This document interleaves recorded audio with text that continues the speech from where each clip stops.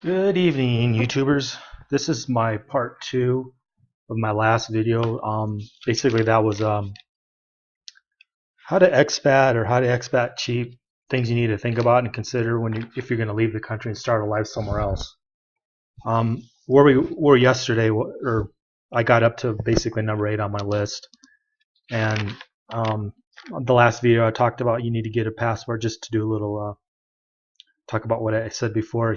Save money, get a passport, figure out a residency that leads to citizenship. Think about your income streams and whether they need to be visible or not, the skills you're going to need, how to find a place to live, etc. Stuff like that. Now, coming up to number 8. Um, Number 8 is I think you have to have an open mindset to deal with problems when you're in a new culture. I think a lot of people underestimate the problems of dealing with a new culture. And if you're single, it's a little bit easier. But if you have a wife, or if you're a wife and you have a husband or a boyfriend or a girlfriend, you have to consider that too. How well they'll readjust to a new culture, how well you'll readjust to a new culture, and if it's going to be too stressful or not.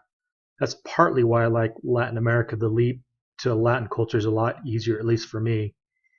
Um, I found it a little more difficult than Asia, like in the Philippines, but in the Philippines, culture is some of it, anyways, reminds me of Latin America. Quite a bit of it does, but so like when you're living in other countries outside of, say, North America and parts of Western Europe, people look at things totally different. Like, just as one example, we don't like, or we think of bribery and corruption is bad, but in a lot of cultures, like in the Philippines or Latin America, giving a gift is expected and it's not really considered a bribe, which really pisses some people off. It doesn't really bother me that much, but a lot of people get upset when they found out, like, if you do a little gift giving in certain situations, the outcome you're looking for is a lot more. Well, it leads to an outcome you're gonna like, and it's like a lubrication that leads to like a lifelong relationship, and that's how some Asians and a lot of Latins look at things. So you got to see if that's going to bother you too much. Um, Other culture issues, like, I haven't really had too many problems, but like just in general, in Latin America and Asia, things are just different culture in that it's really loud. A lot of Americans don't like a lot of firecrackers and fireworks going off, and they don't like a lot of parties all the time. Like here in Latin America and the Philippines, it seems like there's always a holiday, and it's pretty loud. That drives some Western Europeans nuts. I just get used to it, but in North America and Europe, we mostly mind our own business. We don't socialize as much as we used to, and now that we're online, we hardly socialize outside of that and our circle of friends. Whereas in a lot of Asian countries and Latin countries, socializing and having fun at work every day is considered a good thing. Hanging out after work is something else that people do. And people aren't really quiet. People don't really read. People like to have a good time, like to party. And it's just a way of life that some people don't like. If you're introverted, that might cause you a little stress. I'm pretty introverted, but you get used to it. So you really need to think about, can you readjust to a new culture? If you're open-minded and you can, your life will go a lot further and a lot easier for you. If you can't, you should just be honest and accept that about yourself, and either find workarounds, or just find another place to live that suits you better. My feeling is, if you're really honest about the things you don't like and can accept them, you have an easier time of making a go of it in a different culture. But if you're a single guy or a single woman and you marry into a family that's a different culture, that can be super stressful. Usually it doesn't work out too well, but depending on various things, usually if a man marries a woman in a different culture, it has a higher percentage of working out, but not always. Usually Western women have a hard time in some of these Latin and Asian cultures. Not always, but sometimes. Things that are culturally acceptable that I wouldn't accept is, well, there's just certain things that are just not socially acceptable in the North America anymore. But a lot of women just can't tolerate stuff like that. I won't get into it here, but things like that, women need to look out for. But generally speaking, if you marry in a different culture, you better get used to it. You better like the family. You better like the culture. If you don't, it's a bridge too far. You just won't do well. I've seen guys and women just really go crazy. They didn't have a plan B or anything, and things just didn't work out, and they got pretty angry about it, disgruntled and pissed off at the world. But anyways, that's what I want to talk about, having an open mindset. If you have an open mindset, your chances of success expating or living in another country, in another culture, goes a long way. Of course, you can always just go to Canada or New Zealand or Australia where things aren't that different. But if you're expating cheap like me and some of the people I know, you'll probably be going to Latin America, Asia, or Eastern Europe. Okay, now going on to number 9. This can be important. Let me just start off saying I'm going to talk about banking for a minute and maybe some offshore banking. When I first came to Latin America, I had my bank card, my ATM card, cloned, and I lost $3,000 and then $500. They charged me in fees to withdraw the money. What happened was I used a cash machine at one of the local Walmarts, and then 1 or 2 days later I checked my balance and I had $3,500 go missing. Of course, I knew I didn't take that out myself, so I called up the fraud department. And in my case, I banked with a bank that they say they give you money back in about five or 7 business days. I can't remember, but they gave it to me. They credited it back to my account in like 2 or 3 hours. The problem was, because my card was compromised, I had to get a new card. And the reason I mention all this is if all your money's taken, you only have one ATM card, you're screwed unless you have cash on hand. That's why I suggest having a little cash on hand always, just in case something like that happens. But here's why I mention it. I think most people should have at least 2, maybe 3 different bank accounts with ATM cards. And here's why. Because if you have like something like that happen, you work it out with your bank, you get your money back. But until you get the new card, which is usually FedExed if you're in Latin America anyways, in Guatemala we don't have a functioning postal service, at least not right now. And even then they would normally just FedEx it to you. But anyways, and they charge I think $100 to do that, but you can get another card, but it still will take you a few days to get it. But if you only have one bank card, you're screwed.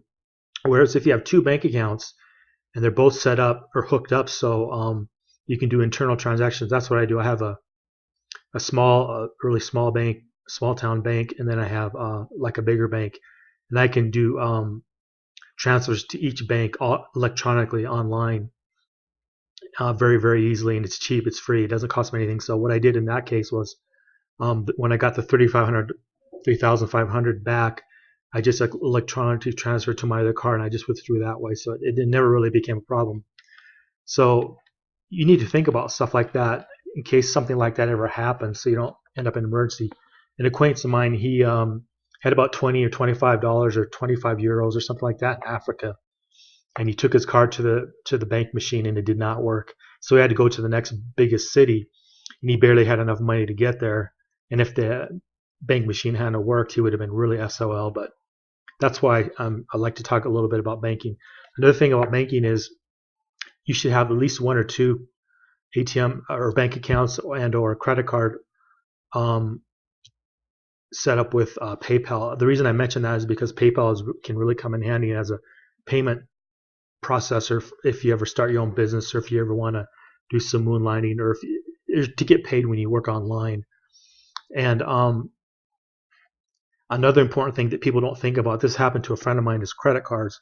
If you're from North America, you have a good deal with your credit card, because most of the time, if you get fraud in your card, you only have to pay $50. And nowadays, more and more, when fraud is on your card, you don't even have to pay that $50. You just get everything credited back to you. In a lot of countries, not all, but some in Europe, a lot in Latin America and Asia, if there's fraud in your card, you just eat it. So you don't want to put a lot of money in situations like that, excuse me, or have a high credit limit on an offshore card that doesn't have those protections. Americans, they don't think about that, or North Americans in general, some Europeans even. So like, keep up to date your credit cards and your bank accounts. People who are just doing the gap year don't really need to worry about this, but what I've seen happen is Americans, they leave the US, they close out all their bank accounts, they close out all their credit cards, and then 5 years later they want to come back. Their credit score is now crap. They can't rent anywhere in a big city because they don't have a good credit history, and because they don't have any bank accounts in the States, they can't use PayPal. They have to use PayPal in the country they're in. And some countries still don't have the full service of PayPal. They have limited services with PayPal in a lot of countries, so they can't even take payments when they need to take payments. Or like, say you're in an emergency situation, you have PayPal set up with your account. Your parents or your relatives or friends or family can just send you some PayPal money really fast, and then you can just use your ATM card to withdraw it just right, within 1 or 2 or 3 days maximum. So that's why I say that. And the other thing is with credit cards, North American credit cards, you may think of your interest rate as being high on it, but in Latin America and some Asian countries, you can pay between 50 and 100% per year in interest if you don't read your contract and if you don't understand all the ways they can charge you for fees. So you'll be borrowing at least in the U.S. in U.S. dollars or Canadian dollars if you're in Canada. Although in Canada you can have U.S. and Canadian dollar accounts and all that stuff. A lot of European countries too, you can take your debts in either euros, dollars, or pounds or whatever you want. So if you have some offshore accounts there, you can take advantage of that too. But if you have really low rates of interest on your cars, like 5, 6, 7, 8, 9%, they can come in handy if you ever need to finance some kind of business transaction. And like I said, you can finance it in U.S. dollars. And if the income is in dollars or euros or whatever, or hard currency, that can really work to your advantage. So I just want to make sure that people have good understanding of offshore banking and your local banking, just so you can deal with life's problems. So don't close out your credit cards, and maybe if you have a lot of them, just take 2 or 3 and close out the rest. But keep some credit accounts available and keep your credit score high in case you ever need to return to the States or do business. Even if you don't, but you want to do business in the States, they're still going to go off your in a lot of countries they check your U.S. credit history and rating, and since it can all be done online, it's become more and more of the way things are done. In fact, in Mexico, it's very little in Mexico, but some people in Mexico want to run a credit report on you.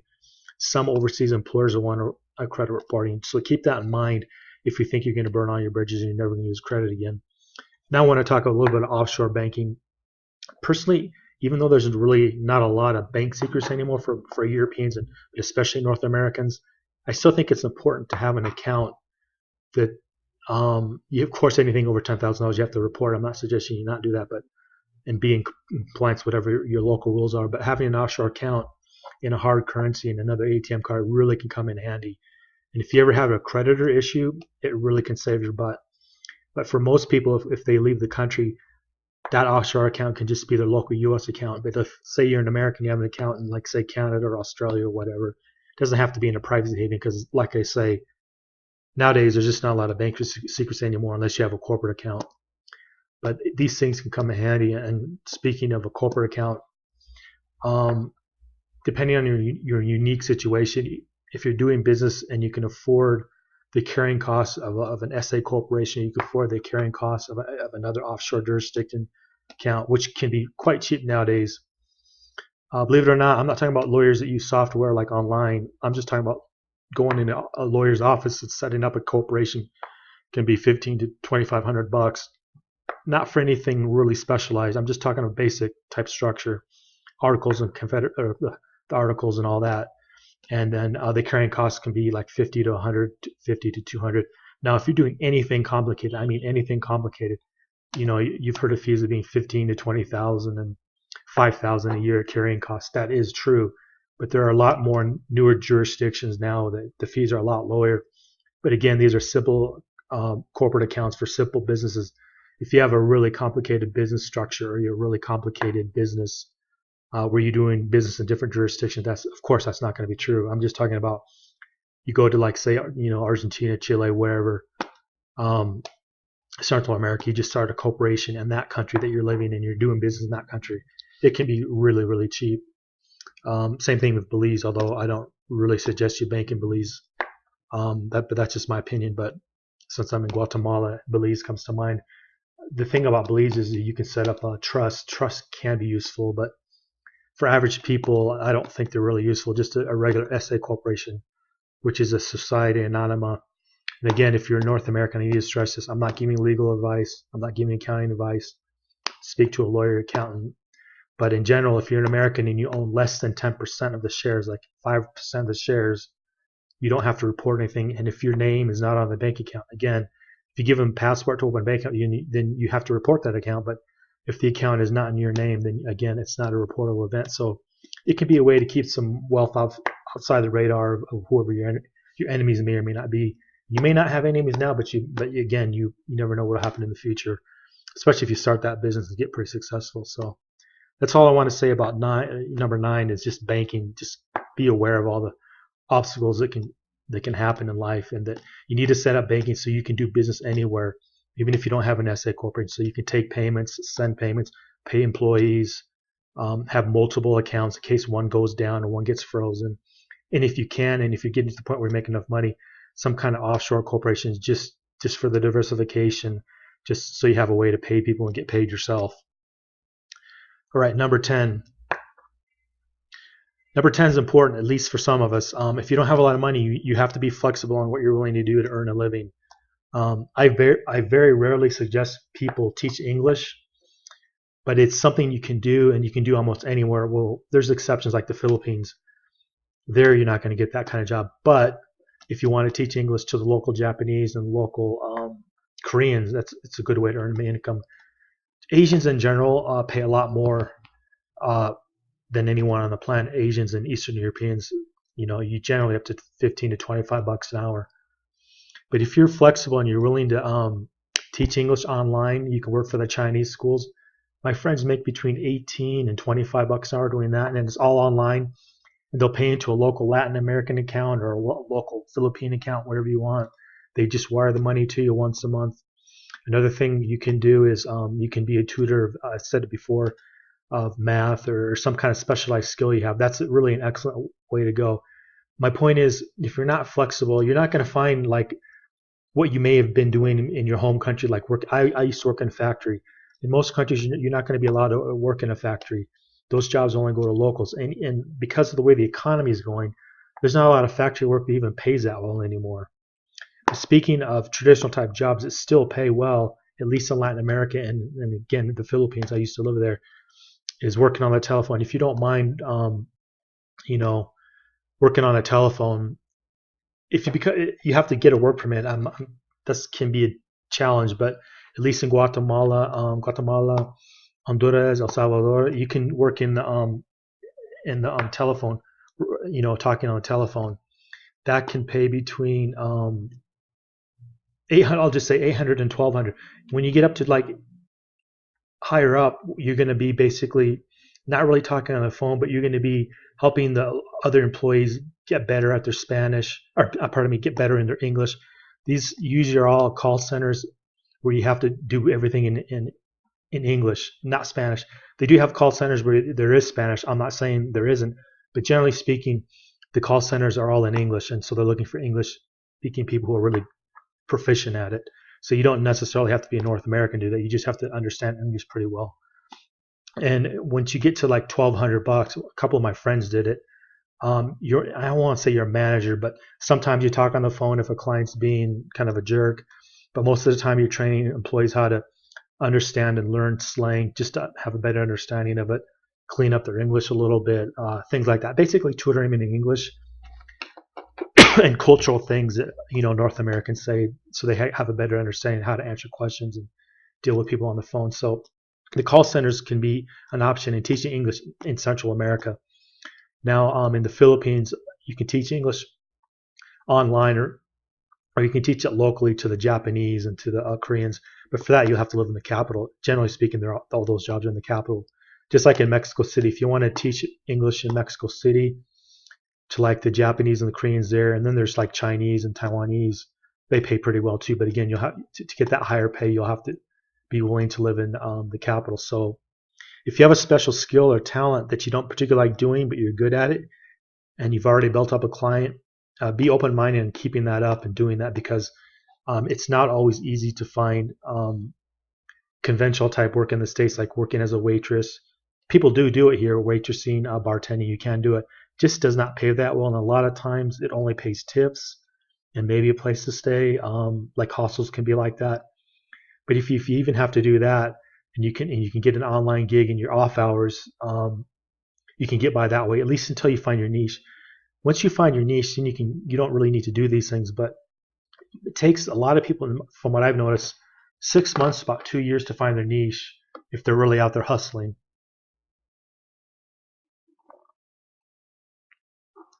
Anyways, flexibility is a must if you're going to survive out here. If you're inflexible, you might consider changing that or just doing something else.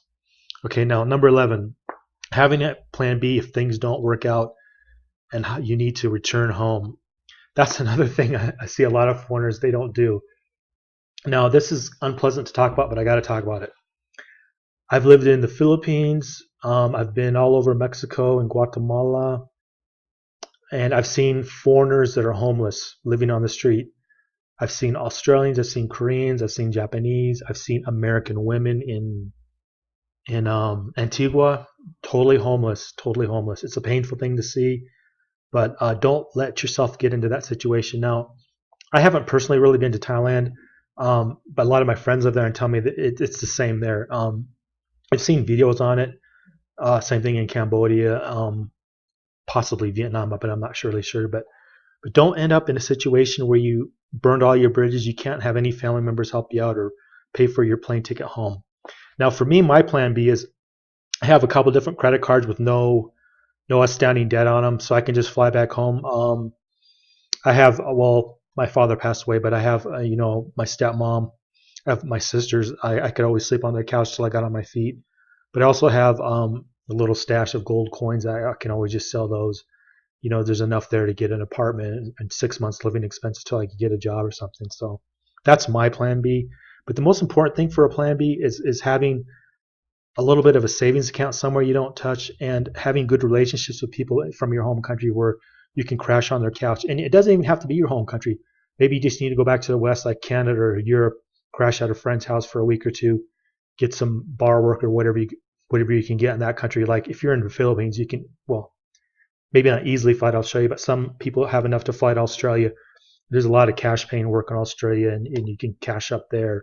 But if you're dire straits and you're just, things aren't working out, you can always go to your embassy. But as an American, that's pretty tough. They usually won't give you a plane ticket, but as long as you have an extra credit card, you can throw on the ticket, put the ticket on your credit card. Excuse me. Speaking of that, I have PayPal credit, which is different from the PayPal credit card, and I have $3,000 on there where I have interest-free.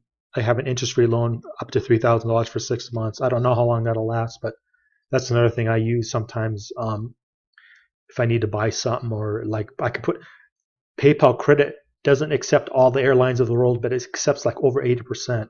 So I could just throw that on there, throw it on one of my credit cards, but it's no big deal. But if you can keep your credit up, you won't have to worry about getting home.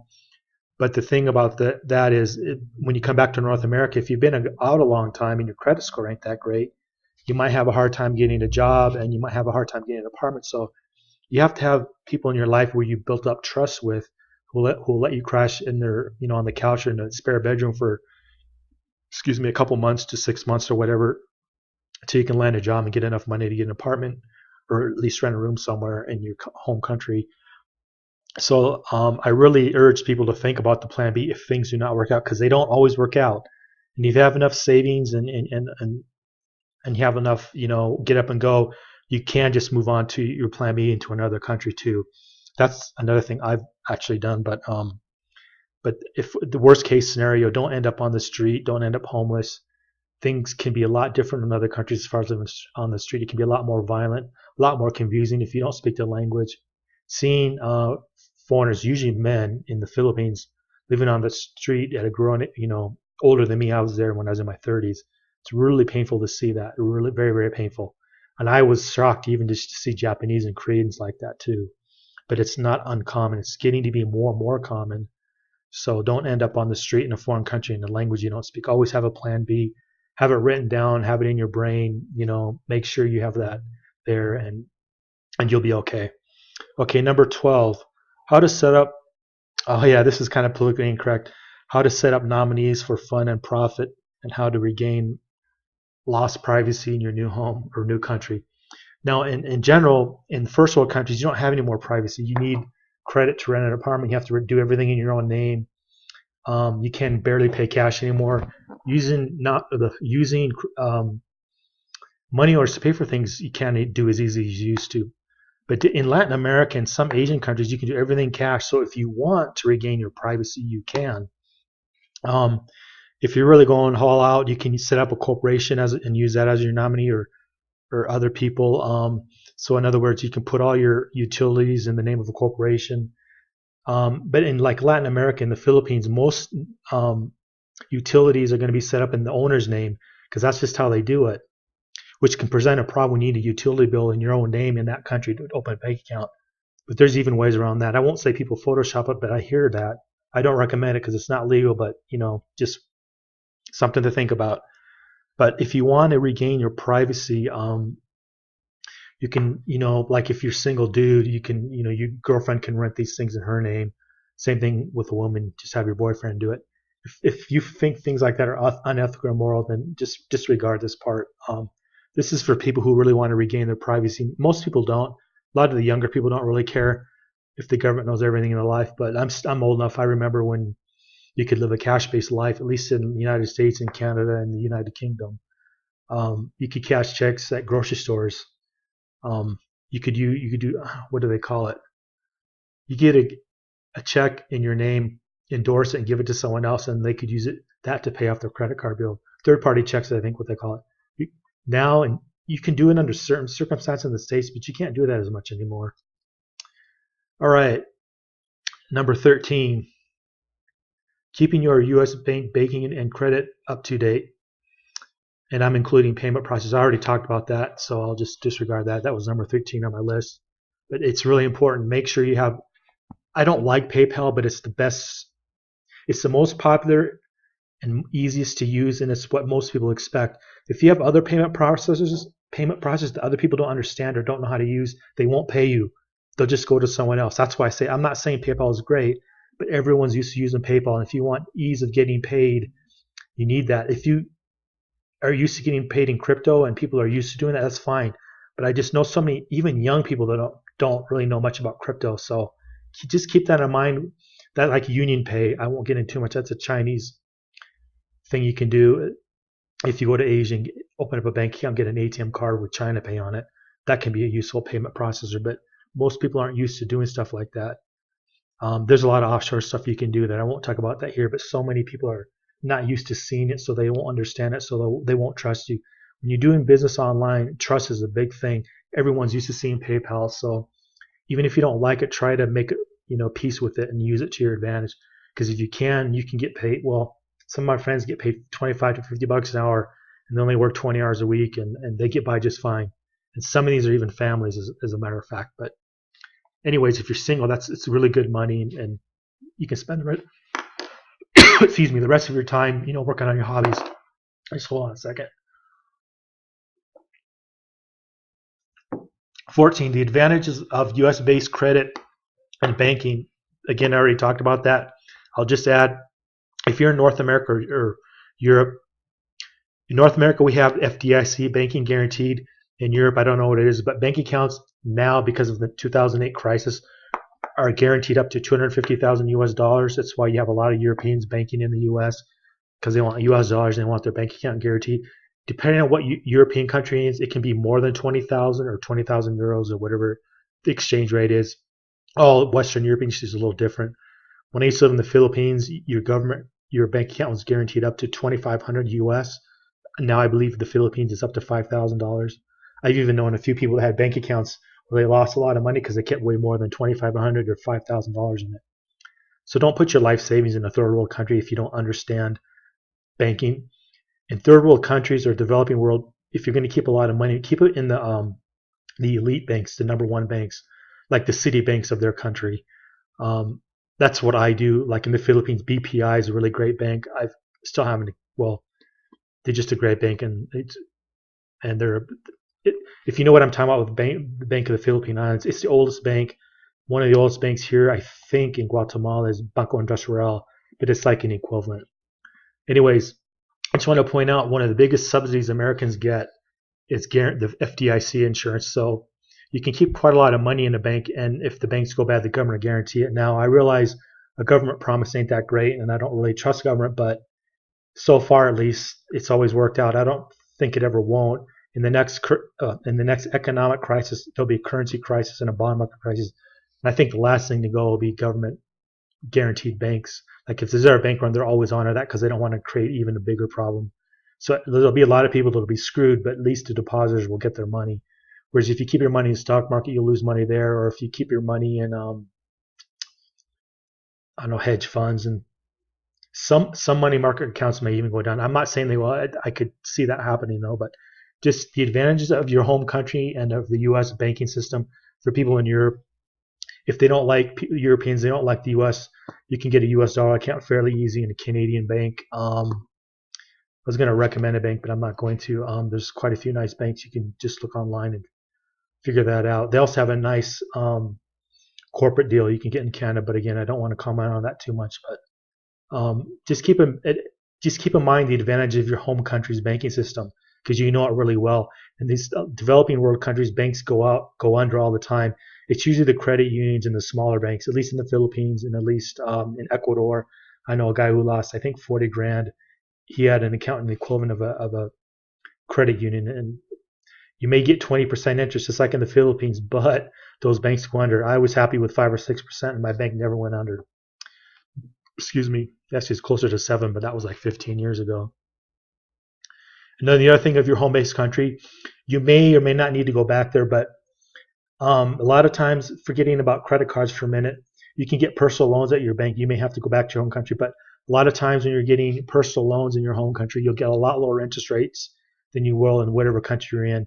Again, that's really useful because it can be in US dollars or euros or whatever. The payments are really low and easy to deal with. When you get to Latin America or a lot of Asian countries, you could be paying 20, 30, well, closer to 30, 40, 50%. That's really common. I suppose some people won't believe me, but I've seen it. So there it is. Just keep in mind to take advantage of your home-based country banking, mainly because it's the government guarantee of the deposit system. A lot of these developing countries, they just won't guarantee bank account deposits more than 2,500 or 5,000 because most people just don't have accounts that large. So if you're keeping 20, 30,000, you may think, oh, that's not much. But if you lost it, you will regret it. I think in Hong Kong it's 20K because I used to have a brokerage account there, but I might be wrong. But anyways, the point is, the United States has one of the highest, guaranteed for bank guarantees that I know of. There may be other countries, but I'm not going to talk about SARS. That's for wealthier people. But if you're like a millionaire, you might want to check that out. Or CDARS, pardon me. Number 15 is the importance of learning negotiations for your employment contracts and housing. The reason I mention it is because a lot of North Americans, like people from the States or Canada, when they come down here, they'll see an apartment for $1,500 or $2,000 and they pay it. Most lands, that's just like a number. They expect you to negotiate down, and if you don't, you'll end up paying way more than you have to. Like when I talk about getting like $150, $200 a month apartments, those apartments were all much more than what they were advertised. About a month or two ago, I was looking at apartments in the capital, and they're usually between $1,000 to $1,500, and in some cases $2,000 if they're furnished. Almost all those places can be had for $500 to about $750. They don't really even cost $1,000. Generally, whatever the numbers, you can get it down to half. Not all those are going to be furnished, though. The more higher end ones can be furnished. I've seen a really nice place for $1,500 that was furnished, but there are apartments that go for over $2,000, but no one ever pays that. The reason I mention it is because you're going to get extremely pissed off when you find out your neighbor pays a lot less. Looks like okay, there you go. My internet's running a little slow tonight, but I just want to keep that in mind. If you want lower costs, a lot of these things have to be negotiated. Another thing is, I'm not specifically an English teacher. A lot of my friends are, and there's a lot of stuff in your contract. If you get an English teaching job, you better go over that with a fine-tooth comb because usually it spells things out in there. So if you don't read it and you don't negotiate it, you're really hurting yourself because a lot of my friends have pointed out if you find something you don't like or you don't agree to, you can actually negotiate it most of the time. That's another thing. Not young necessarily younger gringos, but fresh gringos, no matter what your age, they don't realize the extent that you can negotiate. People really want to do business with you. They really want to employ you. They really want to hire you. They really want you to live in their place. So they're fairly, flexible on negotiations. No, I don't really believe in fighting to the death to save 5 cents or 10 cents. There's some people like that, but um, at least on apartments and things like that, almost always you can get it. If it's $1,000, you can get 300 off real easy. In my experience, you get it down to 500 or 600. But again, it depends. It just depends. The other thing is on apartments. If you want to get those lower rates, the way I've always done it is paying 6 months in advance or sometimes a year.